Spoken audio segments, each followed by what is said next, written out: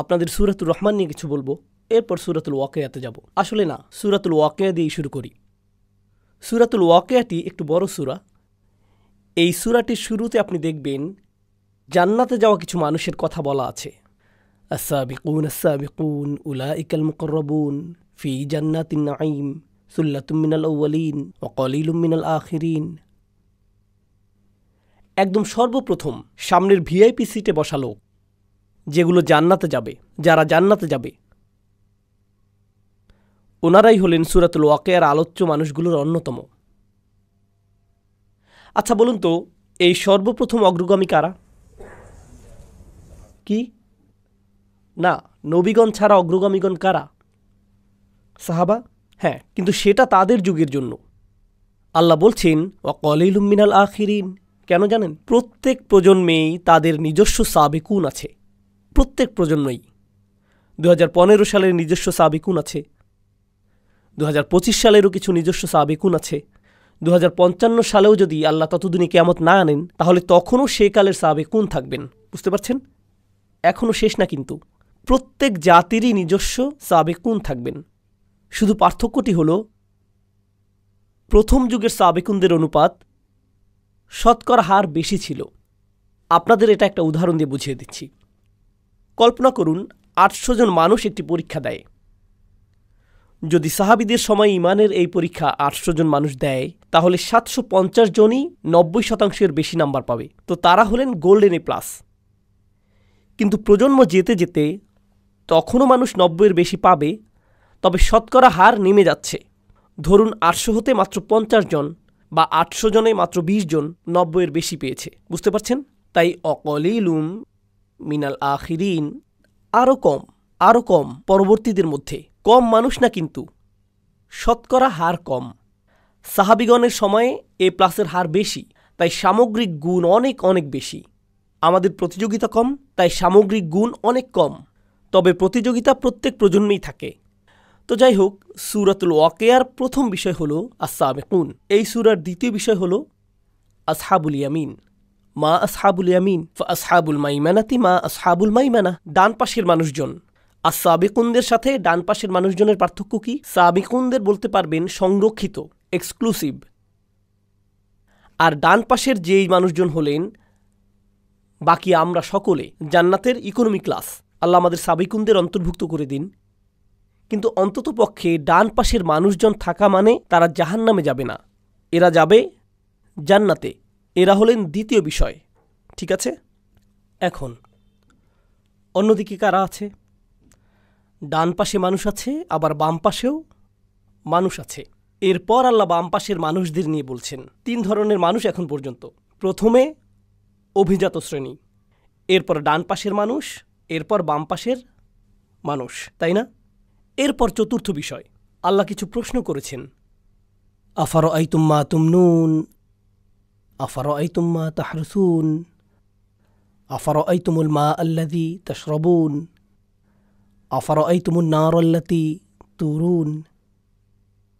তিনি সব অদ্ভুত প্রশ্ন করেছেন। তোমরা কি বাচ্চা সৃষ্টি করো নাকি আমরা বাচ্চা সৃষ্টি করি? তোমরা ফসল ফলাও নাকি আমরা ফসল ফলাই? তোমরা আগুন জ্বালাও নাকি আমরা আগুন জ্বালাই? তোমরা আকাশ থেকে পানি নামাও নাকি আমরা আকাশ থেকে পানি নামাই?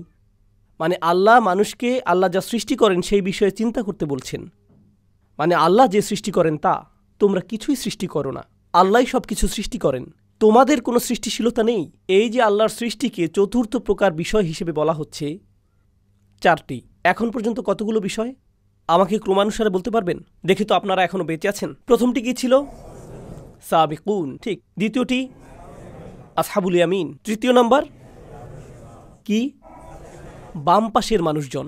আল্লাহ আমাদের তাদের অন্তর্ভুক্ত না করুন। চতুর্থ নম্বর আল্লাহর সৃষ্টি, শুধুমাত্র আল্লাহই সৃষ্টি করেন। আর পঞ্চম বিষয়টি হল ফালা উকসিমু বিমাওয়াকিআন নুজুম ওয়া ইন্নাহু লাকসামুল লাউ তা'লামুনা আযীম ইন্নাহু লাকুরআনুন কারীম ফি কিতাবিম মাকনুন লা ইয়ামাসসুহু ইল্লাল মুতাহহারুন তানযীলুম মির রাব্বিল আলামিন। এই বিষয়টি হল কোরআনের বিশেষত্ব, মহিমা সম্পর্কিত, কোরআনের অসাধারণ গুণ সম্পর্কিত। ছোট ব্যাপার না কিন্তু। 5টি বিষয়। সূরার শেষটি পুরোটা সংক্ষেপে বলে দেয়, কিন্তু এগুলোই প্রধান 5টি বিষয়। সূরাতুর রহমান আমরা পড়ার চেষ্টা করছি, তাই না? সূরাটির প্রথম বিষয় কি আমাকে বলুন তো? আর রহমান ও আল্লামাল কুরআন, প্রথম বিষয়টি কি? কুরআন। সূরাতুল ওয়াকিয়াতে কোরআন কি একটি বিষয় ছিল? ছিল। কোথায়? বিষয় নম্বর 5। তাহলে সূরা আর রহমানে এটা প্রথম বিষয় আর সূরা ওয়াকিয়াতে এটা পঞ্চম বিষয়। ওকে, সূরাতুর রহমানের দ্বিতীয় বিষয় হলো আল্লাহর সৃষ্টিরা। والشمس والقمر بحسبان والنجم والشجر يسجدان والسماء رفعها ووضع الميزان। তাহলে দ্বিতীয় বিষয় কি? আল্লাহর সৃষ্টি। সূরাতুল ওয়াকিয়ার চতুর্থ বিষয় কোনটি ছিল? আল্লাহর সৃষ্টি। সূরাতুর রহমানের তৃতীয় বিষয় হলো বিচার দিবস, কিভাবে পাপীরা বিপদে পড়বে আর জাহান্নামে চলে যাবে। বিচার দিবস আর জাহান্নামের আগুন হলো সূরাতুর রহমানের 3 নম্বর বিষয়। সূরাতুল ওয়াকিয়াতে 3 নম্বর বিষয় কি ছিল? বাম দিকের মানুষ, যারা বিচার দিবসে দাঁড়িয়ে শেষমেশ জাহান্নামে নিক্ষিপ্ত হবে। সম্পর্কটা দেখতে পাচ্ছেন? সূরাতুর রহমানের চতুর্থ বিষয় হলো জান্নাত। ওয়ালিমান খাফা মাকামা রাব্বিহি জান্নাতান। আর যে তার রবের সামনে দাঁড়াতে ভয় করে তার জন্য থাকবে 2টি জান্নাত। আচ্ছা, অন্তত আপনি আল্লাহকে ভয় করেছেন। আপনি সবচাইতে ভালো ছিলেন না, ঠিক আছে, তবে অন্তত তাকে ভয় তো করেছেন। সূরাতুল ওয়াকিয়াতে দ্বিতীয় বিষয় কোনটি ছিল বলুন তো এবার? ডান পাশের মানুষজন অন্তত আল্লাহকে ভয় তো করেছে, তাই তারা জান্নাতে চলে যাবে। সূরাতুর রহমানের শেষ বিষয় হলো অসাধারণ সুপার স্পেশাল ডিলাক্স প্যাকেজের জান্নাত। ইখতিলাফ নিয়ে পরে বলছি, আপাতত সহজ করে বলি, এটা হচ্ছে সবচাইতে সুন্দর। ওয়ামিন দুনিহিমা জান্নাতান, অন্য একটি জান্নাত, আলাদা স্পেশাল জান্নাত। এর মধ্যে আরও অসাধারণ জিনিসপত্র আছে। তো একটা জান্নাত আবার অন্য এক প্রকার জান্নাত, এটাই হলো শেষ বিষয়, স্পেশাল জান্নাত। সূরাতুল ওয়াকিয়ার প্রথম বিষয় কি ছিল? সাবিকুন সাবিকুন কোথায় যাবে? জান্নাতের সেই স্পেশাল জায়গায়। সূরাতুর রহমানের 5টি বিষয় আর সূরাতুল ওয়াকিয়ার 5টি বিষয়। 1 2 3 4 5, 5 4 3 2 1, আয়নার মতো। কুরআন অবিশ্বাস্য রকমের গোছানো। আমরা এখনও সূরাটি শুরু করতে পারিনি, আমরা শুধু পরিবেশটা বুঝতে চেষ্টা করছি। এটা শুধু স্থানটি চেনা, এটা জরুরি, কারণ এর মাঝে আপনি কোরআনের সৌন্দর্য বুঝতে পারবেন, কত গোছানো তা দেখতে পাবেন। আমি জানি না আপনারা মুসলিম বিশ্বে এমনটা দেখেন কিনা, কিন্তু আমি আমেরিকাতে বেড়ে উঠতে গিয়ে কোরআনের ব্যাপারে প্রথম শুধু সমালোচনাই দেখতাম। কলেজে গিয়ে আমি কোরআনের কোনো প্রশংসা শুনিনি, সমালোচনাই হতো। শুধু যে এটার বিষয় তারা অবিশ্বাস করে এরকম না, বরং এর বিন্যাস নিয়েও সমালোচনা করত। এটা নাকি অগোছালো, নির্দিষ্ট গঠন নেই, এসব বলতো। আমি বলতাম, কি বাজে কথা যত সব, সবচাইতে অবিশ্বাস্য গঠন তো এখানেই। তোমরা মনোযোগ দাও না, এজন্য দেখতে পাও না, তাই দেখতেও পাও না, কারণ আল্লাহ এর দরজা অমনোযোগীদের জন্য খুলে ধরেন না, খোলেন না তিনি। আফালা ইয়াতাদাব্বারুনাল কুরআন ওয়ালাউ কানা মিন ইনদি গায়রিল্লাহ লাওয়াজাদা ফীহি ইখতিলাফান কাসীরা। তারা কি তবে কোরআন নিয়ে গভীর চিন্তা ভাবনা করে না? কারণ এটা আল্লাহ ছাড়া অন্য কারো পক্ষ থেকে হলে এতে অনেক অসঙ্গতি দেখতে পেতে। এর মানে হলো, যখন আপনি কোরআনে মনোযোগ দেবেন, আবিষ্কার করবেন যে এটা শুধু আল্লাহর পক্ষ থেকেই হতে পারে। আপনার কাছে পরিষ্কার হয়ে যাবে যে এটা মানুষ থেকে হতেই পারে না, পরিষ্কার হয়ে যাবে। এখন আমরা সূরার সূচনা শুরু করতে প্রস্তুত হলাম। সূরাতুর রহমান, চলুন শুরু করি। কিছু জিনিস আপনাদের জানাতে হবে। আমি নিজেকে দিয়ে শুরু করি। আমার পেশা হলো শিক্ষকতা, জীবিকার জন্য শেখাই। আর শিক্ষকতা পেশায় আমি অনেক কিছু শিখেছি। আপনাদের সেখান থেকে একটি বলছি, কারণ এই সূরার সাথে সেটা সম্পর্কিত। ক্লাসরুমের ভেতর আমি আরবি শেখাই। আরবি শেখানো কিন্তু কঠিন। অনেক ধরনের হাস্যরস করে ছাত্রদের মনোযোগ ধরে রাখতে হয়, কারণ আরবি ভাষাটি ক্লান্তিকর। যেমনটা আমি আগেও বলেছি, আপনার ঘুমের প্রয়োজন হলে আরবি ক্লাসে ঢুকে যান। জীবনের শ্রেষ্ঠ ঘুম পেয়ে যাবেন। রফা নসব শুরু হতে হতেই আপনি অজ্ঞান। তাই অনেক সময় ধরে আমি ভেবেছি এটা আমি কিভাবে শেখাবো, কি প্রশ্ন জিজ্ঞেস করব, যখন ছাত্ররা উত্তর দেবে সেটা নিয়ে কিভাবে ঠাট্টা করব, সবাইকে কিভাবে জাগিয়ে রাখব। সেটা কিন্তু এই লেকচারের মতো না।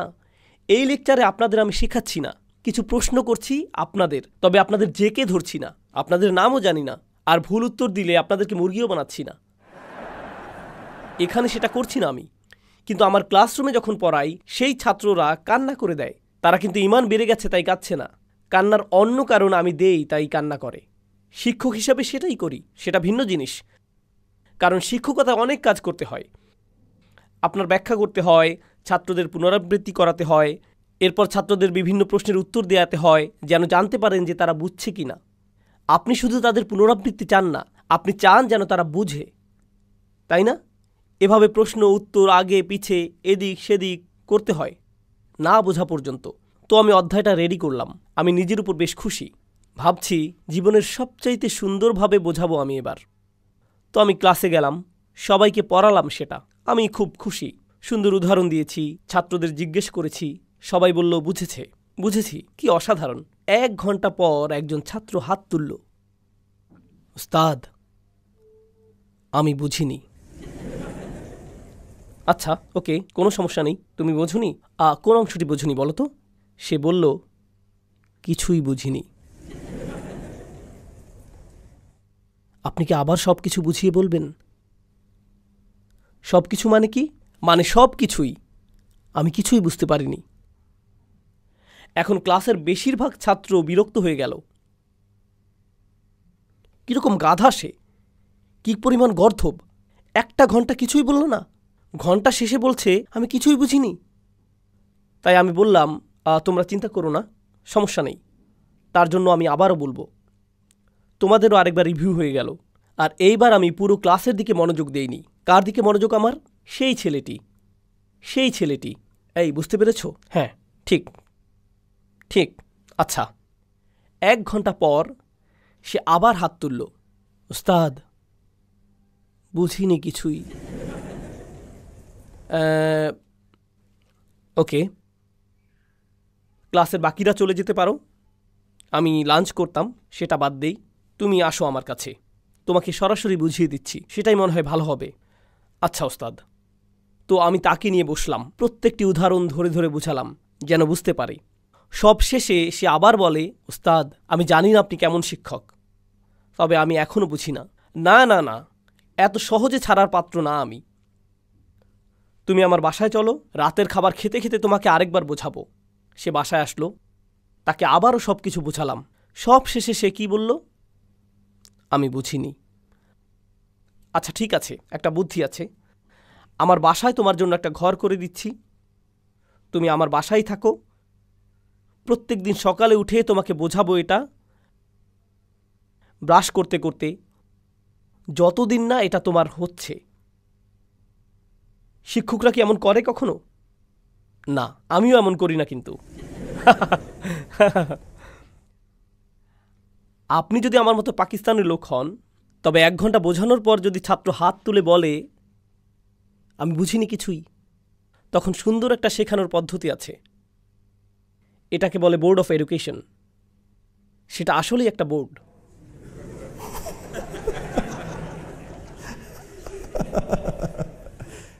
এখন বুঝেছিস? হ্যাঁ, একদম বুঝে ফেলেছি। এখন বুঝবে। শিক্ষকরা এত ধৈর্যশীল না। কতবারই আর বোঝাবেন? বলবেন এত গাধা কেন তুমি, বুঝো না কেন তুমি, তোমার মাথা কাজ করে না কেন, কি সমস্যা তোমার? এটা আমার দোষ না, এটা ছাত্রের দোষ, তাই না? দেখুন, কিন্তু কোরআনের বার্তা, কোরআনের মূল বার্তাটি কিন্তু একদম সোজা, একদম সহজ। আপনি যদি কোরআনের মূল বার্তা সংক্ষেপে লিখতে বলেন, সেটা আমি অর্ধেক কাগজেই লিখতে পারবো, পুরোটাও লাগবে না। কোরআনের বিষয়গুলো কি কি? শুধুমাত্র এক স্রষ্টা, আখিরাত আছে, আগের জাতিগুলো তাদের নবীদের কথা মানেননি, কিছু কাজ আছে হারাম, খুব বেশি কিছু না, কিন্তু সোজা সাপটা, জটিল কিছু না। কুরাইশরা কতদিন যাবৎ কোরআন শিখছে? 1 যুগের বেশি, তাই না? মক্কি কোরআনের কি পুনরাবৃত্তি আছে? আল্লাহ কি বারবার বলেছেন জাতিদের ব্যাপারে? আল্লাহ কি নিজের একত্ব নিয়ে বারবার বলেছেন? ইবাদতের একত্বতা নিয়ে? আল্লাহ কি নবীদের উপর ঈমান আনা নিয়ে পুনরাবৃত্তি করেছেন? আল্লাহ কি হালাল হারাম নিয়ে পুনরাবৃত্তি করেননি? তিনি কি অভাবীদের খেয়াল করা, অন্যদের ক্ষতি না করা নিয়ে পুনরাবৃত্তি করেননি? তিনি এই সব পুনরাবৃত্তি করছেন বারবার। যে কোনো ভালো শিক্ষক শেখানোর জন্য কি করে? সে কি করে? বারবার বলে আল্লাহও করেছেন। আর তাও শুধু 1 ঘন্টা না, 2 ঘন্টা না, 1 মাস না, 2 মাসও না, কতদিন? 1 যুগেরও বেশি সময় যাবত। তাছাড়া কোরআন কিন্তু একটা পাঠ্যক্রম। কোরআন হলো পাঠ্যসূচি, কিন্তু একটা ভালো পাঠ্যক্রম, ভালো বই যথেষ্ট না।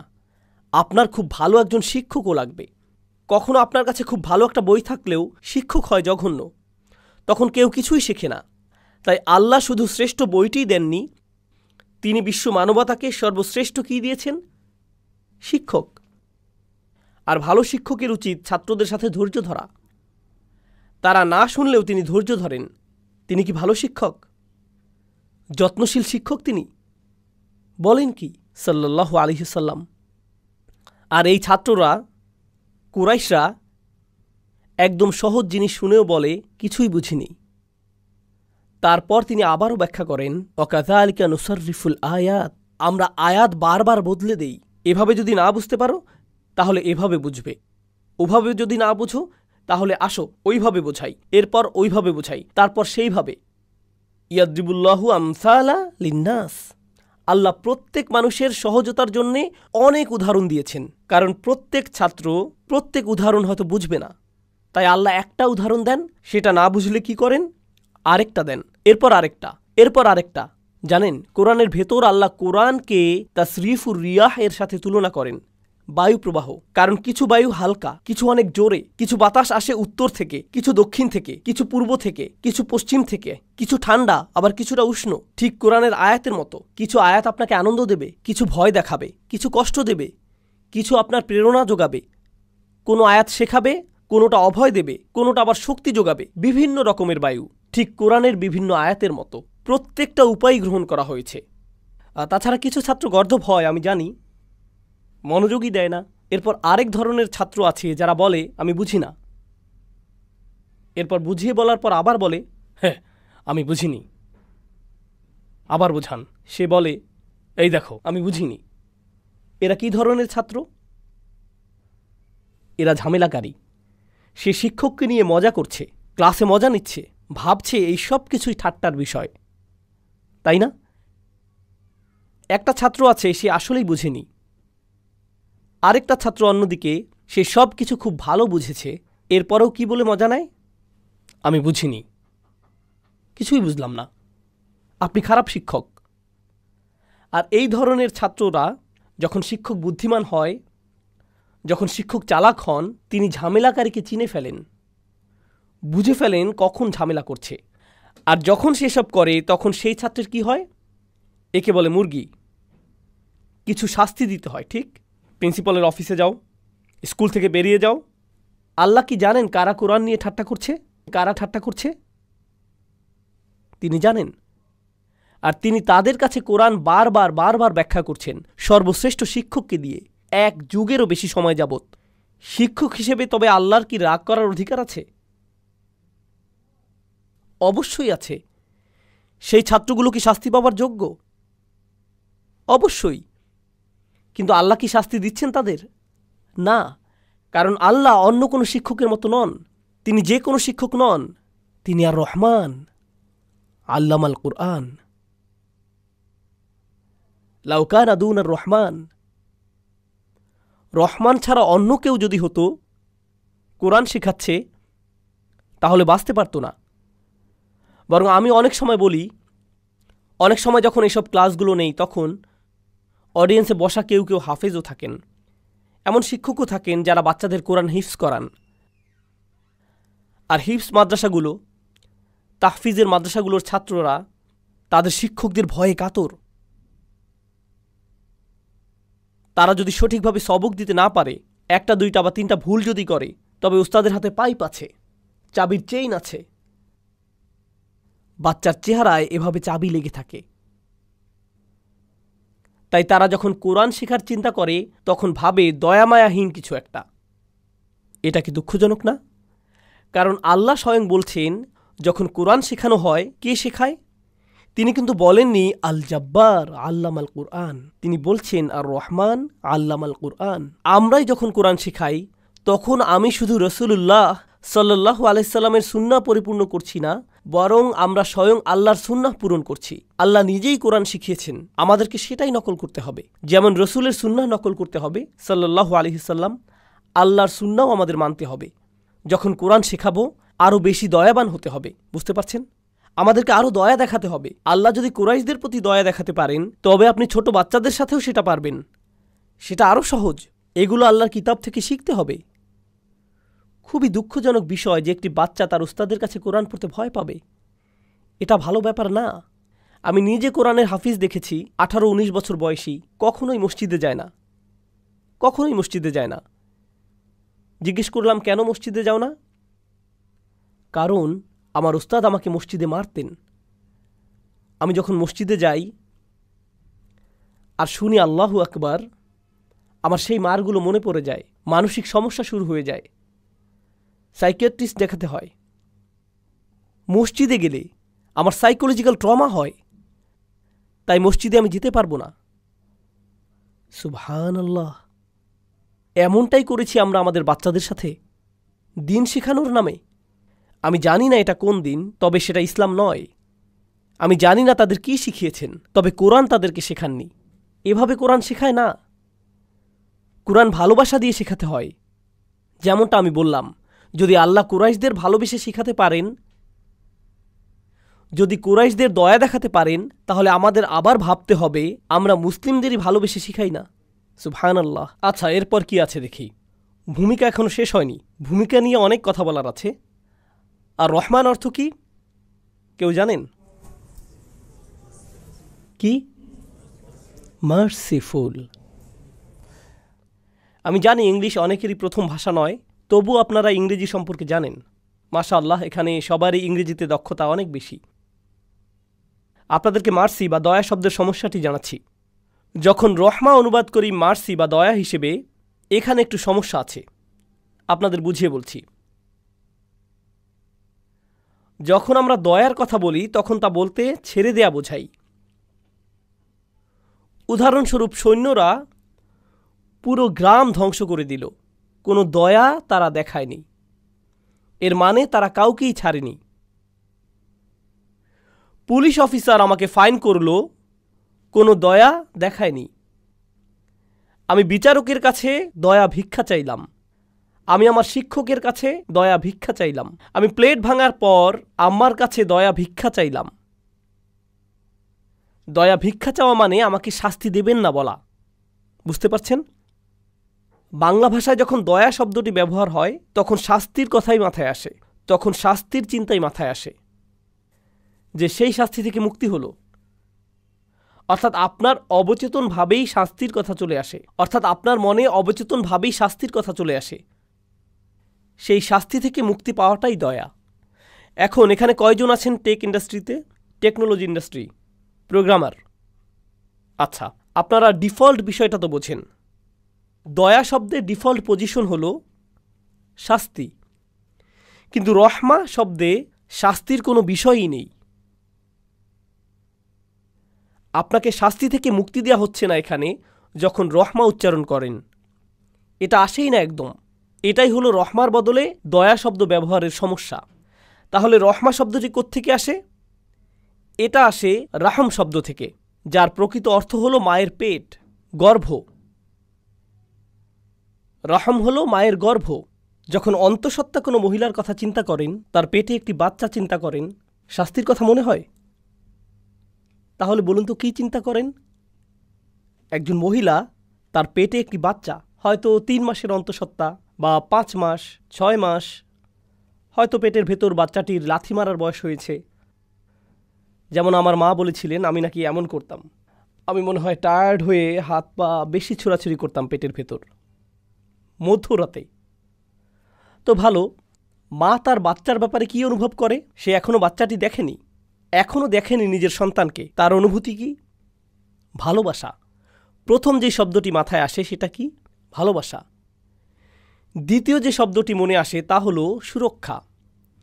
সে টেবিলের কোণাগুলো খেয়াল করে, নিজে নিরাপদ থাকতে চায়, এক পাশে ফিরে শোয়, তাই না?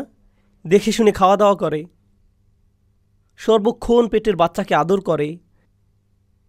যে আদর যত্ন করে, যে ভালোবাসে, যে আদর যত্ন করে, যে জিনিসকে যত্ন, ভালোবাসা আর সুরক্ষা দেয়া হয়। আচ্ছা, অন্যদিকে বাচ্চাটি, তার জন্য কি মায়ের কষ্ট হচ্ছে? হ্যাঁ, সে মায়ের খাবার খাচ্ছে, মহিলাটি খায় আর সে তার পুষ্টি নিয়ে নিচ্ছে, আর সে ভেতরে থাকে। আপনি মায়ের পেটের ভেতর যখন ছিলাম, কোনো ভাড়া দিতে হয়নি, খাবারের অপেক্ষা করতে হয়নি, এমনি এমনি এসেছে। নিজেদেরকে পরিষ্কার করতে হয়নি, কিছুই করতে হয়নি। তাছাড়া জন্ম হবার সময় তাকে প্রায় মেরেই ফেলেছিলাম, তাই না? প্রায় মেরেই ফেলেছিলাম। আর যদিও মাকে মেরেই ফেলেছিলাম প্রায়, তবুও আমাদেরকে ভালোবাসে বের হবার পর থেকেই। অন্য যে কেউ আপনার রক্তপাত করলে আপনি তাকে ভালোবাসবেন না। আমরা আমাদের মায়েদের রক্ত ঝরিয়ে মৃতপ্রায় করে ফেলি, মৃত্যুর কাছাকাছি। আর যখনই বের হয়ে আসি আমরা, তখন আমাদের জন্য তার ভালোবাসা আগের চাইতে আরও বেড়ে যায়। এটা কিন্তু আর অন্য কারো সাথে ঘটে না, কোনো সম্পর্কের সাথেই ঘটে না। এখানে আপনি কিছুই দেন না, শুধুই নেন। আমি যা বোঝাতে চাচ্ছি তা হলো, আপনি কখনোই কিছু দেন না, শুধুই কি, আর তিনি আপনাকে আরও বেশি বেশি কি দেন? আরও ভালোবাসা। আপনি আরও নিতে থাকেন, তিনি আরও ভালোবাসতে থাকেন। তাছাড়া দেখুন, তিনি প্রায় মারাই যাচ্ছিলেন, এত রক্তপাত হয়েছিল, মাত্রই সার্জারি থেকে উঠলেন। আর আপনার জন্মের সাথে সাথে কি হলো? তার আপনাকে খাওয়াতে হচ্ছে। আর অনেক মহিলাদের কাছেই বাচ্চাকে খাওয়ানো অনেক সময় রক্তপাতের মতো মনে হয়। যে কেউই সার্জারির ভেতর দিয়ে গেলে বলে, আমার 6 সপ্তাহের ছুটি লাগবে, আমার 2 মাসের ছুটি চাই, আমার ছুটি লাগবে, ভ্যাকেশন লাগবে। জন্ম দেবার পর কি কোনো মা 2 মাসের ছুটি পান? না। আপনার পা ভাঙলে 6 মাসের ছুটি পান। তিনি বাচ্চা প্রসব করলেন আর ফুল টাইম মায়ের দায়িত্ব পালন করা শুরু করে দিলেন। কখন থেকে? বাচ্চাটি জন্মানোর মুহূর্ত থেকেই, বাচ্চা হবার মুহূর্ত থেকেই। আর বাচ্চাটি তাকে কি ফেরত দেয়? তিনি বাচ্চাটিকে দুধ দেন, ভালোবাসা দেন, সুরক্ষা দেন। বাচ্চাটা ধন্যবাদ বলে একবারও? বাচ্চাটা তাকে কোনো বেতন টেতন দেয়? বাচ্চাটি তার জন্য কোনো কিছু করে না। ঘুমহীন রাত। বেশির থেকে বেশি বাচ্চাটি যেটা করবে তা হলো তার গায়ে পেশাব করে দিবে, মলত্যাগ করে দিবে, বমি করে দিবে মায়ের গায়ে। আর যখন বাবু হাগু করে দেয় তখন মা বলে, ওয়াও কি কিউট, এরপর পরিষ্কার করা শুরু করে দেয়। কোনো সমস্যা নেই, আমার বাবুটা। তিনি ডায়াপার বদলাচ্ছেন আর বাচ্চা তার দিকেই মেরে দিচ্ছে, আর তিনি হাত দিয়ে ঠেকাচ্ছেন। আমি জানি আমার 6টা বাচ্চা, আমি জানি না কিভাবে করে তারা, কিন্তু করে। এটাই হলো কোন শব্দ? রাহম। এখান থেকেই আসে কি? রহমা। এখান থেকেই আসে আল্লাহর কোন নাম? আর রহমান। আমরা আল্লাহকে কোনো সৃষ্টির সাথেই তুলনা করতে পারবো না, কিন্তু আল্লাহর সাথে আমাদের যেই সম্পর্ক আছে, আপনি যদি একটু ধারণা করতে চান, যে কারণে সেই হাদিসটি আছে, সাম্মাইতুকা বিসমি, আল্লাহ মায়ের গর্ভের সাথে কথা বললেন আর বললেন, আমি তোমাকে আমার নাম দিয়ে নামকরণ করেছি। এটা শুধু ভাষাগত সম্পর্ক না, নবী সাল্লাল্লাহু আলাইহি সাল্লামের হাদিসেও এটা পাওয়া যাচ্ছে। এক হাদিসে কুদসিতে তিনি মায়ের গর্ভের দিকে তাকিয়ে বললেন, যে গর্ভ আল্লাহ সৃষ্টি করেছেন, আমি আমার নাম দিয়ে তোমার নামকরণ করেছি। এর একটি কারণ আছে, সেটা হলো আল্লাহ আপনার কি হয় তা যদি একটু ধারণা পেতে চান, আপনি পুরোটা বুঝবেন না। তবে সেই অসীম সাগরের যদি এক বিন্দু পেতে চান, তবে কার কথা চিন্তা করবেন? আপনার মায়ের কথা ভাববেন। ওয়ালিল্লাহিল মাসালুল আ'লা। আপনার মায়ের সাথে সম্পর্কে কোন দিকটা? তা হলো আপনি তার থেকে শুধুই নেন, আর তিনি কি? শুধুই দেন। আপনি কখনোই ধন্যবাদ দেন না, তবুও তিনি দিতেই থাকেন। আপনি কখনোই তাকে মনেও করেন না, তবুও তিনি আপনার প্রতি ভালোবাসা বাড়াতেই থাকেন। মুসলিমদের কথা চিন্তা করুন। মুসলিমরা বলে, তালিবুল ইলমরা বলে, আমি তাফসির শিখতে চাই, আমি ওই শায়েখের কাছে পড়তে চাই, এই শায়েখের কাছে শিখতে চাই, সেই আলিমের কাছে পড়তে চাই, আমি এই সূরা, ওই সূরা আর ওই সূরাটা শিখতে চাই। কখনো তারা পৃথিবীর এই মাথা থেকে ওই মাথায় চলে যায় শুধু আল্লাহর কিতাব শিখতে, ঠিক না? আর কি সম্মান বোধ করছে যে শায়েখের কাছে শিখতে পারছে। কুরাইশরা, আবু লাহাব, আবু জাহাল, এই লোকগুলো এরা কি কোরআন শিখতে চায়? তারা কোরআনের একটি আয়াতও পাওয়ার যোগ্য না। তবুও আল্লাহ তাদের পুরো একটি সূরা দিয়ে দিলেন। এরপর তিনি দিলেন আরেকটি সূরা, এরপর তিনি দিলেন আরেকটি সূরা। তারা যখন এটাকেও ধাক্কা দিয়ে সরিয়ে দিল, আল্লাহ তাদের কি দিলেন? আরেকটি সূরা। প্রত্যেকটি সূরা আল্লাহর থেকে রহমত কিনা? আল্লাহ চাইলে তাদের আরও অনেক কঠিন কিছু দিতে পারতেন, ঠিক না? আল্লাহ তাদের শাস্তি দিতে পারতেন, ঠিক কি না? কিন্তু প্রত্যেকবার এমন করার পর আল্লাহ তাদের কি দেন? আরেকটি সূরা। আল্লাহর কাছ থেকে আরও রহমা তার পক্ষ থেকে। তাছাড়া কোরআন কি? কোরআন হলো আল্লাহ আপনার সাথে কথা বলছেন। কোরআন হচ্ছে আপনার সাথে আল্লাহর কথা। যখন আপনি কাউকে অপমান করেন, তারা প্রথমে যেটা করে তা হলো তারা আর আপনার সাথে কথা বলে না। কাউকে অপমান করলে তারা আপনার সাথে কথা বন্ধ করে দেয়। এই লোকগুলো শুধু আল্লাহকেই অপমান করছে না, তারা আল্লাহর হাবিব সাল্লাল্লাহু আলাইহি সাল্লামকে অপমান করছে, তারা আল্লাহর রসুল সাল্লাল্লাহু আলাইহি সাল্লামকে অপমান করছে। তবুও আল্লাহ তাদের সাথে কথা বলছেন। এরপর তিনি রাসূলকে বলছেন, ফাসবির আলা মা ইয়াকুলুন, আপনি ধৈর্য ধরুন, আমি জানি তারা আপনাকে মন্দ কথা বলছে। ওয়ালাকাদ না'লামু আন্নাহু ইয়াকিদু সাদরুকা বিমা ইয়াকুলুন, আমি জানি আপনার অন্তর বদ্ধ হয়ে আসে তাদের কষ্টকর কথাগুলোর কারণে। তবুও তাদের কাছে গিয়ে বোঝান। এটাকেই বলা হয় আর রহমান। কোনো মানুষই এটা করতে পারে না।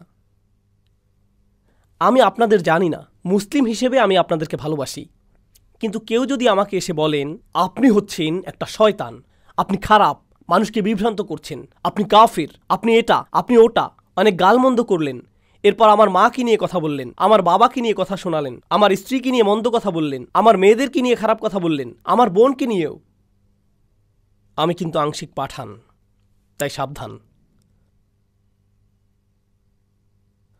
অন্ততপক্ষে আমি বলবো আমি চলে যাচ্ছি, আমি ফানার ছাড়ছি, আমি দোহা ছাড়ছি, আমি আর কখনোই দোহা ফিরে আসব না। কেন? কেউ বলল আপনি আর দোহাতে কেন যান না? একটা লোক ছিল, সে আমার কাছে এসে যা যা বলল, আমি আর যেতে চাই না ওখানে। আপনারা সবাই কি আমাকে অপমান করেছেন, নাকি শুধু একজন? শুধু একজনই যথেষ্ট আমার বিরক্ত হবার জন্য, দরকার নেই। রাসূলুল্লাহ সাল্লাল্লাহু আলাইহি সাল্লাম কুরআন তেলাওয়াত করছেন এই লোকগুলোর কাছে, আর তারা তাকে অপমান করেই যাচ্ছে। আমি তো কিছুই না। কেউ এসে আমাকে অপমান করলে আমি কি বলি? এই জানো আমি কে? আমি ইউটিউবে আছি, দেখে নিও কে আমি। কেউ যদি রাসূলুল্লাহ সাল্লাল্লাহু আলাইহি সাল্লামকে অপমান করে, তবে হ্যাঁ, তার অধিকার আছে বলার আল্লাহ বলেছেন ওয়ালামু আন্না ফীকুম রাসূলুল্লাহ। এটা ছোট কোনো বিষয় না। আর সেই একই নবী সাল্লাল্লাহু আলাইহি সাল্লাম তাকে আবু জাহাল অপমান করল, অথচ পরদিনই তিনি ফিরে এসে আবু জাহালের সাথে আবারও কথা বললেন। আর আবু জাহাল যে এমন এক জাহিল লোক, জাহিলিয়াতের বাপ, সে তাকে বলছে তোমার কি গতকাল যথেষ্ট হয়নি, আরও কিছু কথা শোনাবো আজকে তোমাকে। তাকে সে আরও বাজেভাবে পরদিন অপমান করল। নবীজি ফিরে গেলেন, আর আল্লাহ তাকে আবার পাঠালেন, যাও আবার কথা শুনে আসো, যাও আবার কিছু কোরআন শোনাও, তাকে কোরআন নিয়ে ঠাট্টা আবারও করতে দাও। তিনি এটাই করলেন প্রতিটা দিন, এক যুগেরও বেশি সময় যাবত। এটা কি সহজ মনে হয়? চিন্তা করে দেখুন তো। আলহামদুলিল্লাহ, আপনারা সম্মানিত মানুষ, মর্যাদাবান মানুষ। আপনারা যখন কাজে যান, আশা করেন যে আপনার সাথে সম্মানজনক আচরণ করা হবে, ঠিক না? আপনি অফিসে গেলেন, আর কেউ আপনাকে কুকুর বলল, শুকর বলল, কোনো নোংরা কথা বলল, আপনার খারাপ লাগে? আপনি বাসায় আসলে সেটা আপনার চেহারাতেই দেখা যায়। আপনি বাসায় আসলে আপনার স্ত্রী বললেন, কোনো সমস্যা? আমার কিছু বলতে ইচ্ছা করছে না। আপনার চাকরিটাই ছেড়ে দিতে ইচ্ছা করে, আপনার দেশ ছেড়েই চলে যেতে ইচ্ছা করে, কারণ কেউ একজন আপনাকে মন্দ কথা বলেছে। দেখছেন, ভালো লোক, ভদ্রলোক আর ছোট লোকের মধ্যে পার্থক্য আছে। যারা সারাক্ষণই নোংরা কথা বলতে থাকে, যারা নিজেদের বা অন্যদের কোনো সম্মান করে না, যখন মানুষ তাদের সাথে মন্দ কথা বলে তাদের ভালো লাগে, তাদের কিছুই যায় আসে না। নোংরা কথা বলল, তারা আরও নোংরা কথা বলে দেয়। কিন্তু যারা ভদ্রলোক, তাদের এসব সহ্য হয় না, এসব কথা তাদেরকে কষ্ট দেয়। যেমন আরবরা বলে, রুব্বা কওলিন আসাদ্দু মিন সাউল, কোনো কোনো কথা মারের চাইতেও বেশি কষ্ট দিতে পারে। রসুল সাল্লাল্লাহু আলাইহি সাল্লাম হলেন সবচাইতে মর্যাদাবান ব্যক্তিত্ব, কিন্তু তাকে শুনতে হচ্ছে সবচাইতে মন্দ নোংরা কথাগুলো, বারবার বারবার বারবার। আর আল্লাহ তাঁর রসুলকে কত ভালোবাসেন আলাইহিসসালাতু ওয়াসসালাম। তবুও আল্লাহ বলছেন ফিরে যাও, আরেকটু ধৈর্য ধরো, তাদেরকে বলতে থাকো। এখন আল্লাহ এই সূরাতে কুরাইশদের উদ্দেশ্যে, এরপর পুরো মানবতাকে উদ্দেশ্য করে বলছেন, এটাকে বলে অকল্পনীয় ভালোবাসা। আর রহমান অবিশ্বাস্য রকমের অকল্পনীয় স্নেহময় যত্নশীল প্রতিপালক। তিনি শুধুমাত্র, আর কেউ নন, যিনি কোরআন শিক্ষা দিয়েছেন, আল্লামাল কুরআন। চলুন এটা সম্পর্কে আরও দু একটা জিনিস শিখে সামনে আগাই। আমি ভূমিকাতে বেশি সময় নিচ্ছি, কারণ ভূমিকাটাই সবচাইতে বেশি গুরুত্বপূর্ণ অংশ। এই শুরুটা আপনারা বুঝলে বাকি সব কিছুই সহজ হবে, আর শুরুটা না বুঝলে আর কোনো কিছুই বোধগম্য হবে না। ঠিক আছে, এজন্য সময় নিচ্ছি। আরবি ভাষার ব্যাকরণে জুমলা আল ফেলিয়া এবং জুমলা আল ইসমিয়া দুইটা বিষয় আছে। শুনে মনে হয় সহজ বিষয়, আপনারা আরবি না বুঝলেও সমস্যা নেই, ব্যাখ্যা করছি। কখনো আপনারা আরবিতে বলেন, আমি সহজে অনুবাদ করছি, আল্লাহ কোরআন শিখিয়েছেন। সহজ, আল্লাহ শিখিয়েছেন কোরআন। কিন্তু যদি বলেন প্রকৃতপক্ষে একমাত্র আল্লাহ তিনি কোরআন শিখিয়েছেন, এটা কিন্তু অন্যরকম। যখন বলেন প্রকৃতপক্ষে একমাত্র আল্লাহ তিনিই কোরআন শিখিয়েছেন, এর মানে আসলে বোঝাচ্ছেন ঘুণাক্ষরেও ভেবো না যে এটা অন্য কেউ, শুধুমাত্র একমাত্র কে? আল্লাহ আজ্জাজাল্লাহ। কারণ তিনি বলেন আর রহমান আল্লামাল কুরআন। আর আপনি এখানে বসে শুনছেন, বা আমি বসে বসে তাফসির পড়ছি আমার অফিসে, যখন আপনি কোনো লেকচার শুনছেন আপনার গাড়িতে, কোরআন সম্পর্কে শিখছেন, যখন আপনি কোনো সূরা মুখস্থ করছেন, যখন কোনো বাচ্চা উস্তাদের কাছে বসে নুরানি কায়দা শিখছে, যখন কেউ তাজবিদ শিখছে, যখন কেউ তার শাইখের কাছে বসে তাফসির শিখছে, তার একজন শিক্ষক আছেন। সেই শিক্ষকেরও আছে একজন শিক্ষক, আবার সেই শিক্ষকেরও আরেকজন শিক্ষক আছেন। এভাবে পেছনে যেতে যেতে তাদের শিক্ষককে রাসূলুল্লাহ সাল্লাল্লাহু আলাইহি ওয়াসাল্লাম। আর কে রাসূলুল্লাহর শিক্ষক? জিবরাইল আলাইহিস সালাম। আর জিবরাইলের শিক্ষককে আল্লাহ। মূলত আপনি সরাসরি আল্লাহর সাথে সম্পর্কিত। যখন আপনি কোরআন শিখছেন তখন এই পুরো চেইনটা, আল্লাহ বলছেন এই চেইন ভুলে যাও, শুধু মনে রাখো আমি তোমাকে শেখাচ্ছি। আপনি সরাসরি সম্পর্কিত, আল্লাহই আপনার শিক্ষক। এই প্রথম পয়েন্টের গুরুত্বটা বুঝলে আমি আপনাদেরকে প্রথম বিরতি দেব। অনেকক্ষণ কথা বলেছি। আমেরিকাতে কখনো কখনো শিক্ষার্থীরা তাদের ইউনিভার্সিটি নিয়ে অনেক গর্ববোধ করে। কেউ বলছে আমি হার্ভার্ডে পড়েছি, আমি কলম্বিয়াতে পড়েছি, ইয়েল ইউনিভার্সিটিতে পড়েছি।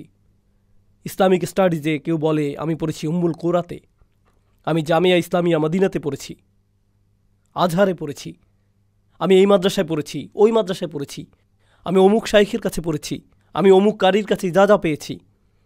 মানুষ এসবে গর্ববোধ করে কি না? তো আপনি যখন কোনো গুরুত্বপূর্ণ কারো কাছে পড়েন, আপনি সেটার কারণে গর্ববোধ করেন। আপনি কোনো ভার্সিটি থেকে গ্র্যাজুয়েশন করেন, বলেন উনিই কিন্তু আমার শিক্ষক। তাই নাকি? উনি আপনার শিক্ষক? ওয়াও!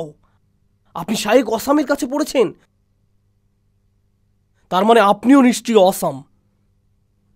আপনি সেটা আপনার সিভিতে দিয়ে দেন, কারণ আপনি গর্বিত এটা নিয়ে, আপনাকে সম্মান দেয়। আর মানুষ শুধু ইসলামের শিক্ষাতেই এমন করে না, যে কোনো শিক্ষাতেই এমন করে। ডাক্তাররা কোন মেডিকেল কলেজ থেকে পড়েছেন তা বলতে ভালোবাসেন। পিএইচডি প্রফেসর কোথা থেকে তার পিএইচডি করেছেন সেটা বলতে ভালোবাসেন, ঠিক কিনা? আমরা মাত্রই বললাম আমাদের শিক্ষককে, আপনার শাইখের একজন শিক্ষক আছে, তার একজন শিক্ষক আছে, কিন্তু সর্বপ্রধান শিক্ষককে, মানে এর চাইতে বড় ডিগ্রি আপনি পেতে পারেন না, এর চাইতে বড় সম্মান আর হতে পারে না যে আপনি বলবেন আল্লাহ আমার শিক্ষক আর রহমান আমার শিক্ষক। আমি বলতে চাচ্ছি কোরআন শিক্ষা আপনাকে এমন সম্মান এনে দেবে যা আর কোথাও খুঁজে পাবেন না। এর চাইতে বড় অর্জন আর নেই, এর চাইতে উচ্চতর ডিগ্রি আর নেই, এর চাইতে উচ্চ কোনো সম্মান নেই, আর কোনো কিছুতেই এই সম্মান নেই যা কোরআন শিক্ষায় আছে। কারণ এখানে আপনি আর রহমানকে নিজের শিক্ষক হিসেবে পেয়েছেন। আর সাধারণত যখন আপনার শিক্ষক থাকে আপনি অন্যদের সেটা দেখাতে পছন্দ করেন, এটা আমার ডিগ্রি, এখান থেকে আমি ইজাজা পেয়েছি।